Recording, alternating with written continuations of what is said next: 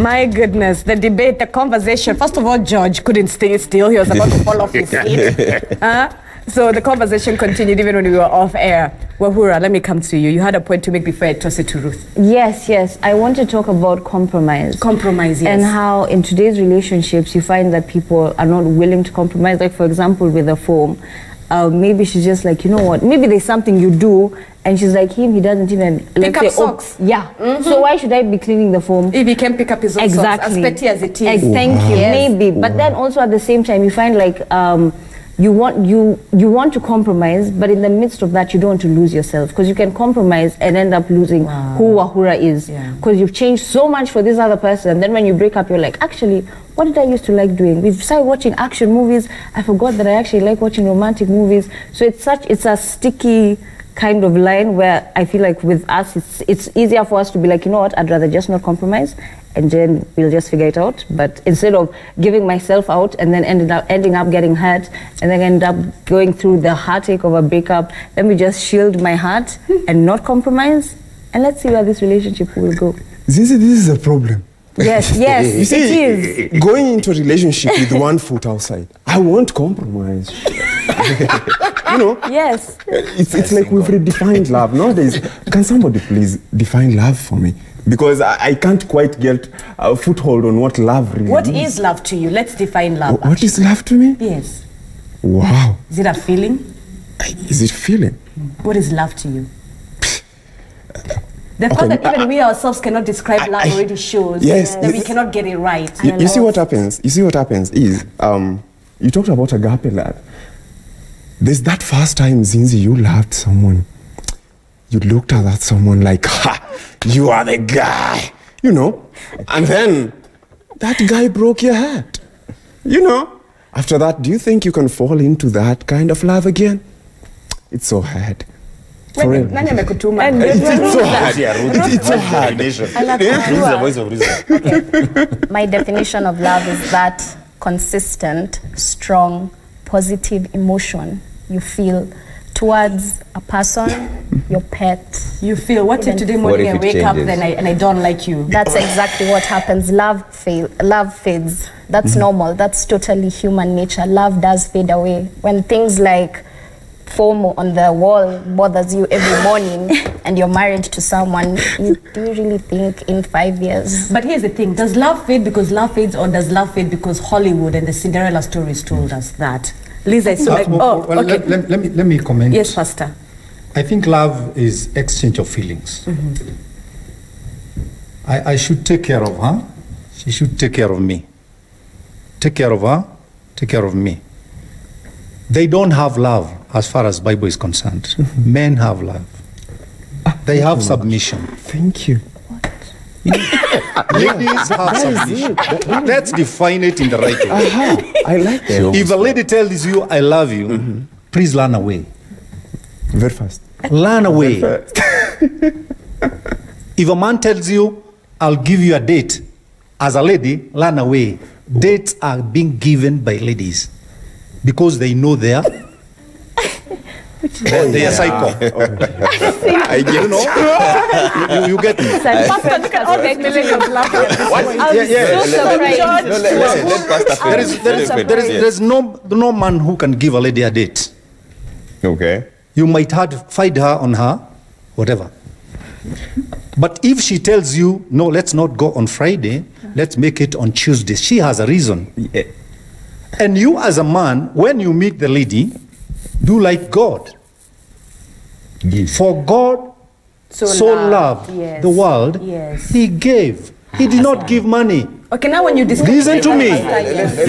He did not give money. He gave his only begotten son to show love. So when I meet her, let me bombast her with love. Hata kama nikushika ya mkono tutembee Waiyaki way.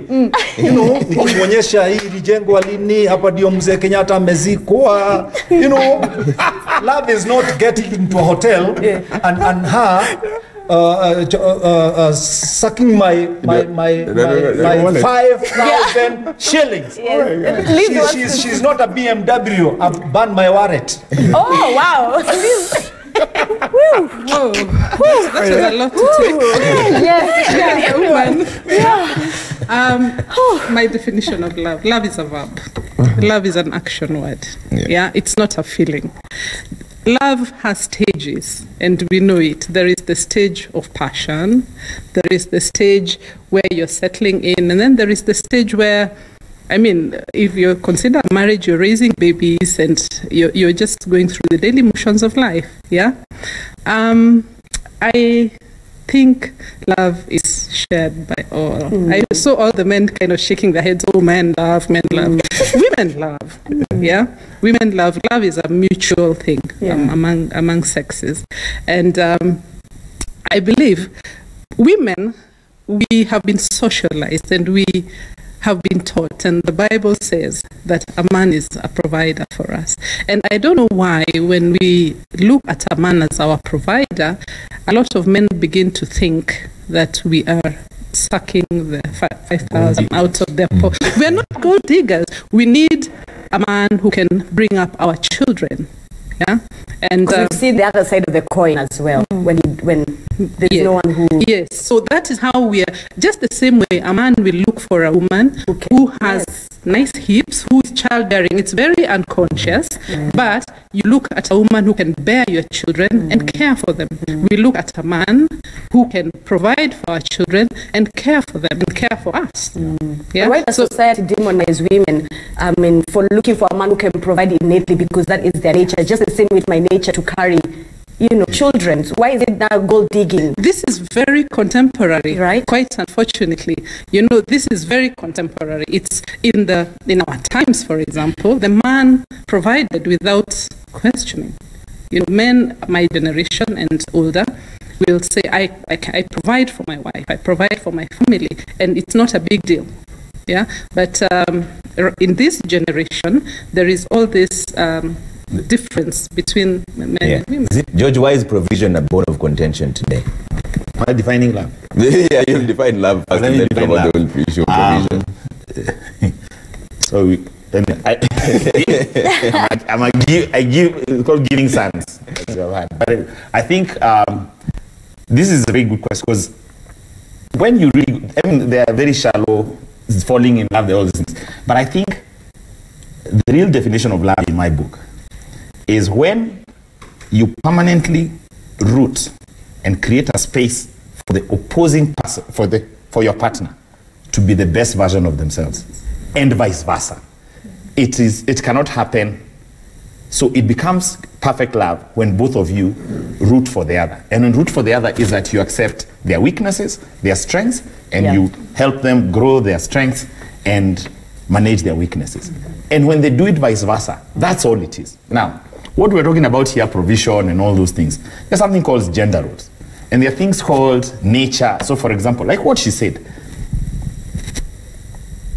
this may offend some people, but I think when you're not providing for a woman for consistent time, don't wait she chases you, have your bags at the door.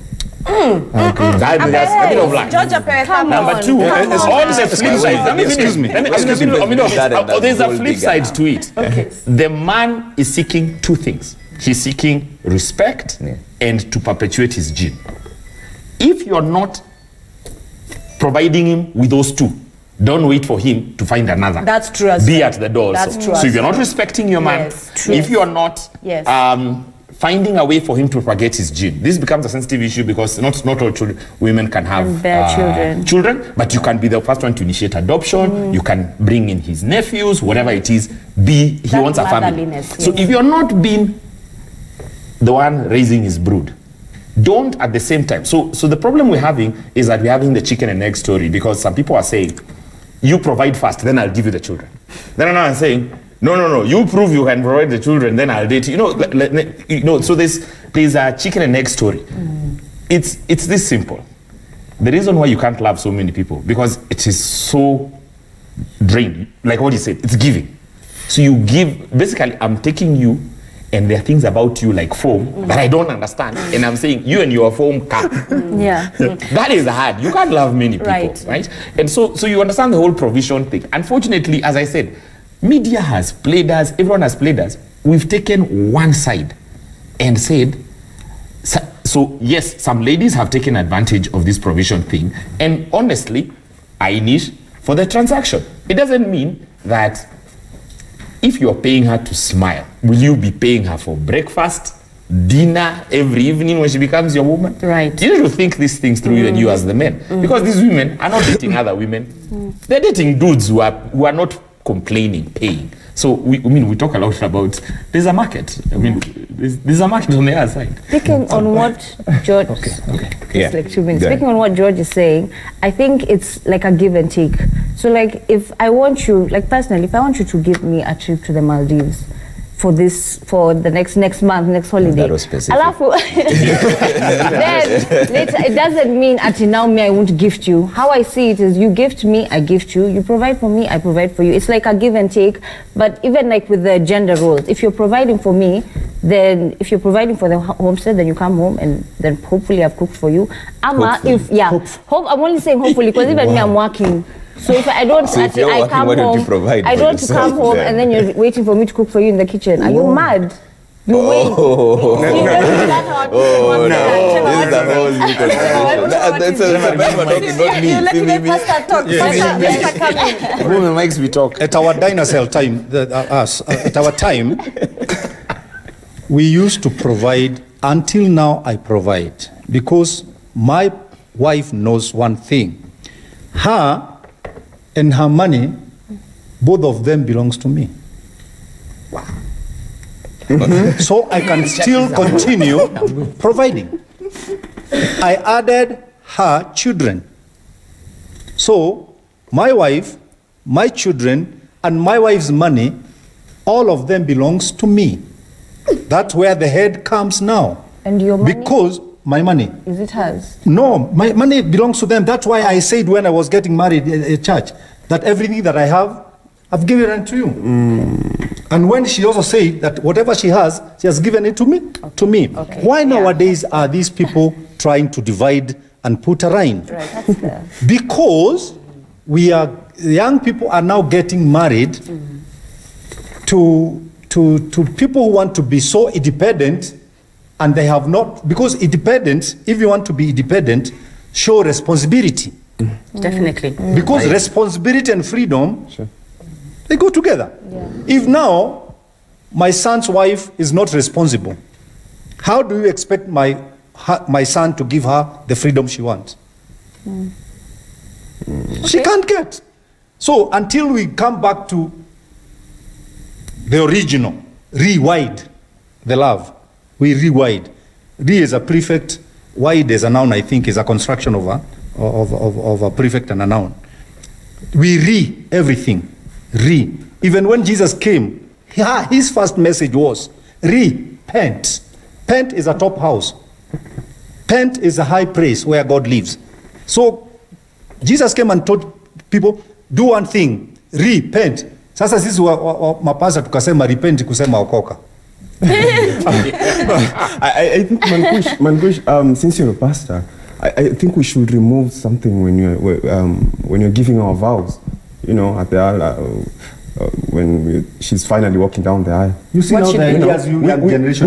We should change something. We should say. Marriage belongs to God. Not to us. But God won't live with this woman. Excuse me, my brother. That's why he's telling you in Psalms 119, verse 105. His word is right. Oh Lord. Okay. Wait, What did you want? What do you want to eat it? To meet till death do us part. No. Till you run broke. You see, broke to us part. Till brokenness do us part. I've been broke many years and my wife have never left me. I just want to say that statement came from a man. Yes. Most definitely, I agree. That statement came from a man.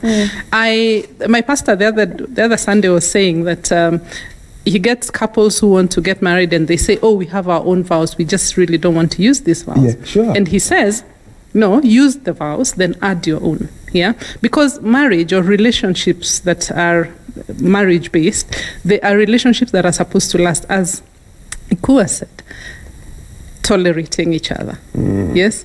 And I'd just like to add to what Pastor says, or to talk about what Pastor said. The generation has changed. Times have changed. Yes? So even during some time back, parents, our parents were working, like teaching jobs. Our mothers were not working, you know, they were at home. So a lot of things were possible.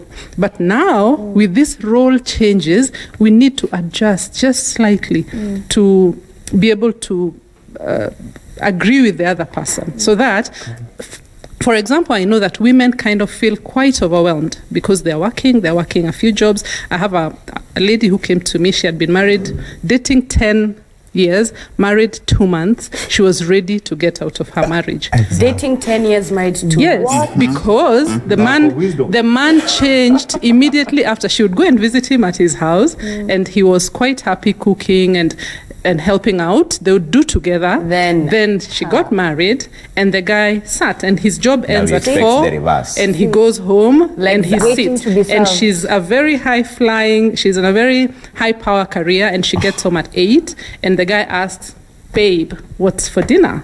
And she said, "I cannot, and I want to leave." Ruth, is this reason enough for people to get out of relationships? Yes, I agree. You do realize everyone keeps on saying love is about compromise, also adaptiveness. You also have to be able to adapt to, you know, certain situations. So if a few people scoffed when Wahura said, how do I get home at 8 p.m. You got home at 3 p.m. but you're asking me where's my dinner. This is where the compromise comes in. Your lady is working probably an 8 to 8 p.m. job. She comes home, she's dog tired. You most likely have a newborn and maybe no house help. So do you still expect her to exude the energy to serve, to cook for you a whole ugali, a nice meal, ready for you, hot, waiting for you? Is that really possible? Will that relationship really last if that's how you're going to treat her? And yet we keep on saying compromise. Here's the thing, George. George, I want to hear your thoughts on this. The fact that how we date. Yes. How we date. Is how we date wrong? Because when you're dating, we seem to give marriage benefits in a dating scenario. Yes. So even how we're dating is where actually where we're dating is where this whole thing is extremely wrong. Yeah, so you're giving benefits that are supposed to be in marriage in a dating scenario. Living benefits. When you're dating, the current dating situation is a trade-off between, sorry to say, money and sex. There's a trade-off happening in there, right? It's a very weird thing. Now, marriage has nothing to do with those two things, because let me tell you what money does. Money is like a beautiful wrapping.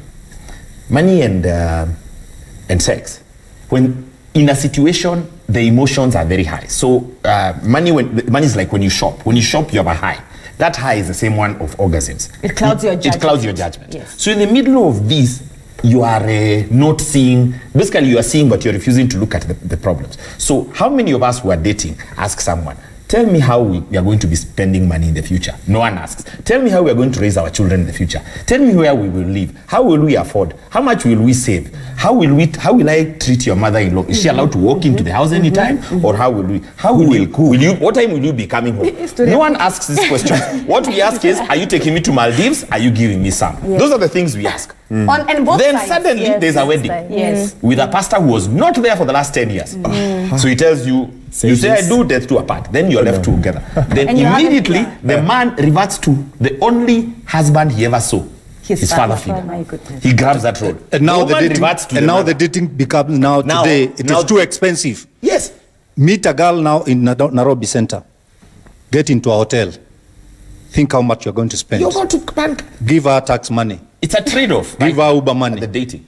She tells you about the hair. The minute she reaches home, she just give you a call with the same phone and tell you, oh babe, imagine my phone broke. Oh my God. And it's a touch phone. It costed me 30K. And this is too painful. Utanisaidia ama nijisort. Excuse me. Kama ungeweza kujisort. Why are you asking for help? Mpaka siku utaenda kumuoa, utakuwa umempea mahali nyingi kuliko ile utapelekea baba yake. I see Ruth disagree. Just to finish on one sentence, sorry to hog. It's like, when you understand, dating is about what can you do for me. Marriage is about me doing for you permanently. No one gets the connection. So when you're dating, it's you look for somebody who's doing something for you. Both sides. Now, marriage is you accepting that your life is about this other person. Sorry. It's okay. I agree with how we are talking of how women look for men because of the money and all that stuff. But also men look for the women people forget men are quite body. Manipulative, and they use financial security to lure women, and that's why these days we have sponsors, so many of them. I'll give you, your boyfriend only has 1,000, I'll give you 50,000. Go buy yourself that new phone. So there are people who are actually, there are men out there, even other women. I'm not being sexist. Yeah, there are people out there who are in this current generation who are like literally weaving in this new lifestyle of financial security is what you need. You just need the money and you just need the sex, and that's it. You're going to be fine. So if we can, as a person, if you can be more self-aware of who you are and what you want in a person, so that, you know, you don't meet somebody who maybe wants children and you don't want children, but you're dating, but you never mentioned it for the past 10 years. Wow. And then you enter a relationship and it's like... And sadly, that's what is happening. You say no one has these serious conversations during dating. Exactly. And a lot of people change, as Wahura said, you change for the person.